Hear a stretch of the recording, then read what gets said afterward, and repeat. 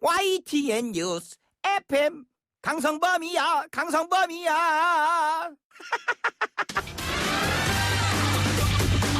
스페셜 MC 일명 땜빵 MC 강성범의 뉴스 전면 승부.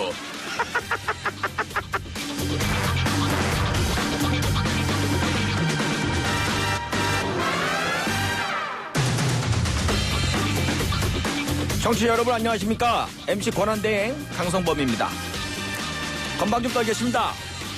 긴급재난지원금을 두고 또 여야가 싸우고 있습니다. 먼저 맨 처음에 여당이 전 국민 다 주자 그랬더니 야당이 싫어 그랬죠. 그래 그 싫으면 70%만 주자 그랬더니 또 야당이 그것도 싫어 다 줘 그럴 거면 그래 그럼 다 주자 그랬죠. 그랬더니 저기 얘기도 안 된 것 같더만 저기 청와대 정부하고 얘기하고 와. 알았어 얘기하고 왔으니까 주자. 그랬더니 뭐 하는 거야 지금 서류로 갖고 와야지. 저기 저 수정 안 가지고 와. 여기까지 지금 진행이 되고 있습니다. 이 모습을 지켜보고 있는 한시가 급한 국민들은 어떤 생각이 들까요? 이제는 긴급이란 말도 빼야 될 때가 된 것 같습니다. 참 우리 의원님들 여유가 넘치시죠? 왜 그럴까요? 의원님들 월급은 지금도 제 날짜에 꼬박꼬박 들어오고 계시죠? 아유 부럽습니다. 4월 23일 목요일 MC 권한대행 강성범의 뉴스 정면승부 시작합니다.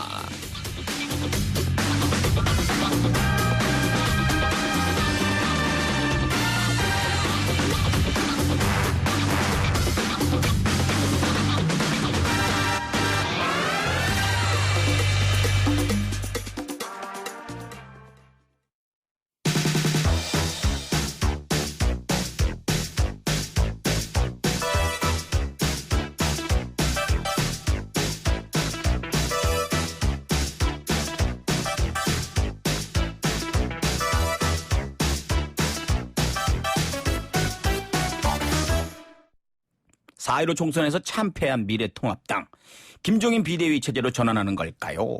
당내 설문조사에서는요 김종인 비대위 찬성이 다수였던 걸로 알려졌습니다만은 불협화음도 들립니다. 이 권한과 임기가 너무 무리하다라는 의견인데요.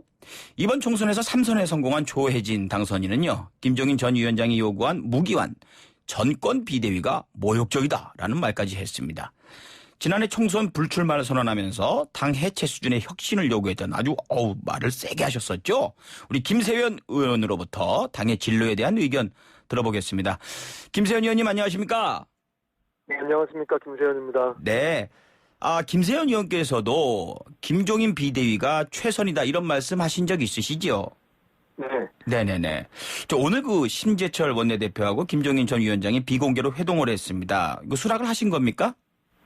아직 비공개 회동 결과는 제가 전혀 듣지를 못한 상태에 있습니다. 다만 앞서 김종인 비대위가 최선이라는 것은 그 앞에 제가 한 말씀 더 덧붙였던 게 있습니다만, 네. 현재 상황에서 가장 근본적인 해법은 당 해체라고 여러 차례 말씀을 드렸던 바가 있고요. 네. 만약에 현실적으로 당의 공식적인 해산이 실현되기 어렵다면 그러면 사선책 중에서는 비대위 체제에서 비대위원장으로 당을 그나마 좀 대수술을 할 수 있는 적임자로서는 김종인 위원장이 최선이겠다 이런 말씀을 드린 적이 있습니다. 그러니까 김종인 비대위가 최선이다가 아니고 그나마 김종인 비대위가 최선이다 이런 요지였군요. 네. 예. 결국엔 김종인 전 위원장이 수락하실 걸로 봅니까? 당내 반발이 일부 아직 걸림돌이 되고 있는 것으로 알고 있고요. 네. 아직 비공개 회동 결과를 제가 듣지를 못해서 네. 정확한 방향은 좀 더 기다려봐야 할 것 같습니다만, 네. 김종인 비대위가 이 출범을 하든 안 하든 나름의 의미가 또 있다고 생각을 해서 어느 상황이든 그에 맞게 최선을 다하면 된다고 생각합니다. 네. 조혜진 당선인의 경우에요. 오늘 아침에 YTN 라디오에 나와서 이런 체제를 받아들이는 것은 21대 84명의 당선자가 스스로 정치적 무능력자, 정치적 금치산자들이라고 선언하는 것이다 라고까지 얘기를 했어요. 그러니까 김 전 위원장이 요구한 무기한 전권 비대위가 모욕적이다 이런 비판이었는데요. 어떻게 생각하세요? 조혜진 당선인의 말씀에도 상당한 일리가 있다고 생각합니다. 근데 다만 제가 앞에 이런 저의 관점을 말씀드렸던 이유는 그렇다면 당선인 총회를 누군가 소집하지 않더라도 이런 뜻을 가진 당선인들이 좀 자발적으로 모여서 어떤 공통의 의견을 모아서 좀 주장을 해주시는 것도 좋은 방법일 것 같은데 아직까지는 그런 일이 없었기 때문에 네. 일단 제 관점에서 말씀을 드렸었고요. 네. 만약에 자체적으로 해결할 수 있다면 최선이지만 과연 그 당선인들의 의견이 하나로 충분히 잘 집약돼서 정리될 수 있을지도 좀 두고 봐야 할 문제라서 그렇다면 우리 사회의 어떤 중도적 가치의 상징적인 인물이시고 또 정치 경력도 현재 한국 정치사를 계속 이렇게 이끌어 오셨던 분 중에 한 분이시기 때문에 그 경륜으로 지금의 당의 문제를 고치는 데는 그나마 김정인 위원장님이 최선이 아니라고 제 생각을 말씀드렸었습니다. 네. 역시나 그나마라는 말을 또 붙이셨어요. 그래서 당내에서는 젊은 사람이 이끌어야 된다. 그 적임자는 김세현이다. 이런 말도 없진 않았는데요. 지금 그런 말씀을 듣는 것 자체가 좀 과분하다고 생각을 하고요. 아마 최근에 들어서 특히 저를 싫어하거나 경계하는 분들이 많이 계셔서 그럴 수밖에 없죠. 쓴소리 하셨으니까. 저 자신이 그런 자격이 있다고 생각하지 않습니다만 구현될 가능성이 사실상 없다고 생각합니다. 근데 바뀌려면은 과감한 선택을 좀 해야 될 텐데요. 자, 김종인 전 위원장이 일단은 과에 가장 유력하니까 그렇다면 김종인 위원장이 비대위원장이 된다면 그 전당대회까지 그냥 잘 이끄는 관리형 비대위가 좋으신가? 아니면은 그 근본부터 좀 흔들어 놓는 갈아엎는 형식의 혁신형 비대위가 나을 것인가? 김세현 의원은 어느 쪽이 더 낫다고 보세요? 사실 관리형 비대위는 굳이 비대위로 갈 것 없이 원내대표가 당대표 권한대행을 맡게 되어 있기 때문에 그 체제로 운영해도 아무 문제가 없습니다. 그러고 보니 그렇네요. 예. 네, 지금 상황에서는 당이 존폐 위기에 서 있기 때문에 대수술을 감행할 수 있는 그런 이 경륜과 통찰력을 갖춘 분이 객관적인 시각으로 하시는 게 더 바람직하겠다 이런 생각을 저는 하고 있습니다. 네. 차선으로 최고는 김종인 비대위다 이 입장이신 건데 그렇다면 김종인 비대위가 미래통합당에 대한 비호감이 상당한 건 사실입니다. 지지율이 30%가 안 나오니까요. 이거 어떻게 극복해야 될까요?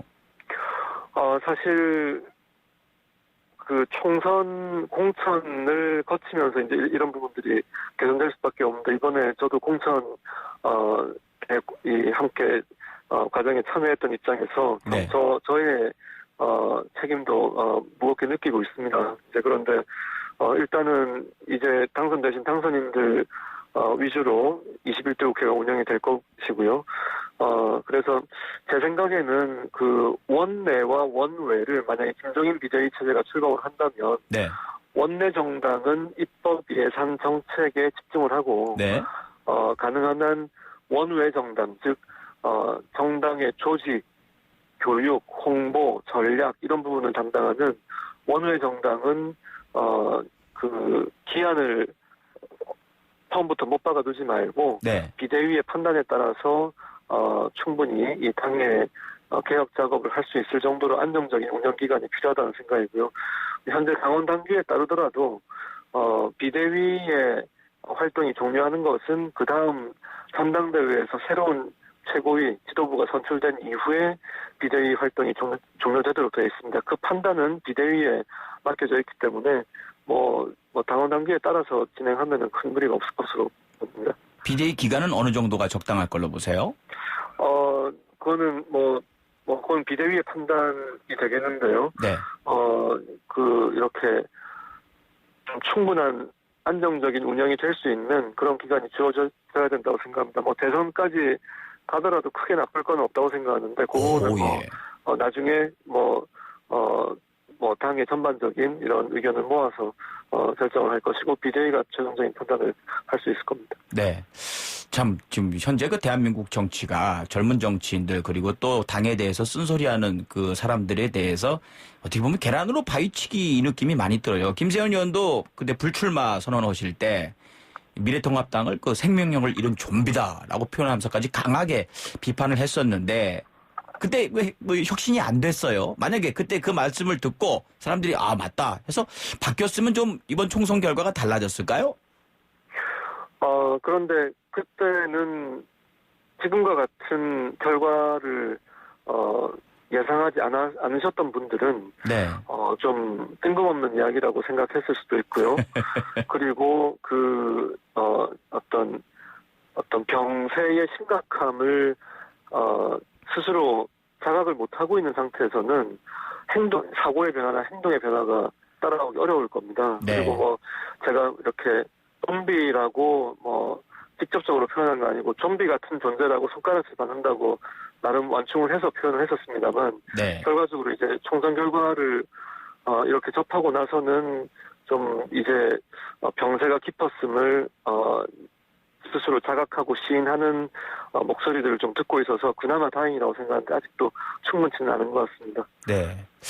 이게 미래통합당이 이렇게 자꾸 구석으로 몰리는 듯한 느낌이 그 의원님들이 너무 보수라고 하긴 뭐하죠. 극우 유튜버에 휘둘렸기 때문이 아닌가라는 얘기도 있어요. 이에 대해서는 어떻게 생각하십니까? 네, 그런 문제가 상당 부분 있다고 생각합니다. 네. 미래통합당의 전체 당원이나 지지자들을 다 제가 통칭해서 말씀드리는 건 전혀 아닙니다. 하지만 상당수의 일부이긴 하지만 상당수의 당원이나 그 지지자들이 극우 유튜버들의 일종의 상업주의, 그러니까 자극적인 이런 표현이나 또는 의혹 제기를 해서 그로부터 이제 상업적인 이익도 함께 얻고 있고, 물론 이제 그분들은 신념으로 그렇게 하시는 분들도 계시겠지만 과연 이렇게 국민의 보편적인 인식과 동떨어져서 자기들만의 확증 편향을 계속 강화시키고 있는, 네. 그래서 스스로 더 고립되게 만드는, 이것이 과연 국가의 미래나 우리 국가 공동체의 미래나 또 이 당의 앞날에 도움이 되는 것인지에 대해서는 전혀 동의하기 어렵습니다. 네. 무슨 말씀인지 알겠습니다. 긴급재난지원금이요. 지금 계속 왔다 갔다 지금 공을 서로 넘겼다가 그러고 있는데요. 이거 전 국민 지급안과 뭐 다른 안 이런 얘기들이 많이 있어요. 의원님은 어느 쪽을 생각하세요? 저는 기본적으로 이제 재난 기본소득 논의가 이제 그 논의 과정을 거치면서 긴급 재난지원금의 형태로 지금 정리가 된 상태에 있는데요. 네. 저는 우리 사회가 지금 겪고 있는 기술혁명이 지금도 많은 일자리들을 없애고 있지만 예. 앞으로 머지않은 시점에 한 15년, 20년 정도 후면은 아마 본격적으로 이 바뀐 사회경제 시스템에 우리가 적응을 해야 된다고 생각하는데요. 그런 네. 상황을 고려할 때는 일자리가 대거 사라지는 이런 상황에서는 기본소득 체제로 전환을 하지 않으면은 이 공동체 유지가 불가능할 가능성이 높아진다고 저는 생각을 합니다. 그런 점에서 적극적으로 기본소득의 도입을 바라봐야 된다고 생각하고요. 그런 점에서 재정의 이 한계로 인해서 70% 주장이 있지만 저는 가능한 한 100%의, 그러니까 왜냐하면 70%의 경계선을 부분하는 행정비용이 아주 많이 발생하게 됩니다. 그럴 바에는 100% 지원을 하되 고소득자나 고자산가에 대해서 일정 부분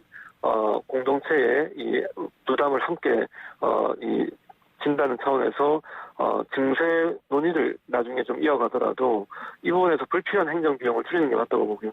기본소득 체제로 우리가 이행을 하게 될 때 네. 엄청난 복지 부담 때문에 재정이 붕괴되는 사태에 이를 겁니다. 그렇기 때문에 일반적인 법령의 유지 관리나 해석은 AI로 충분히 가능한 시대가 이제 곧 도래하기 때문에 네. 정부의 규모와 기능을 대대적으로 줄이는 작업을 하면서 그 재원을 가지고 기본소득에 할애하는 것이, 즉 개인에 대한 직접적인 지원으로 가는 것이 우리 사회경제 시스템의 올바른 설계 방향이라고 생각합니다. 네.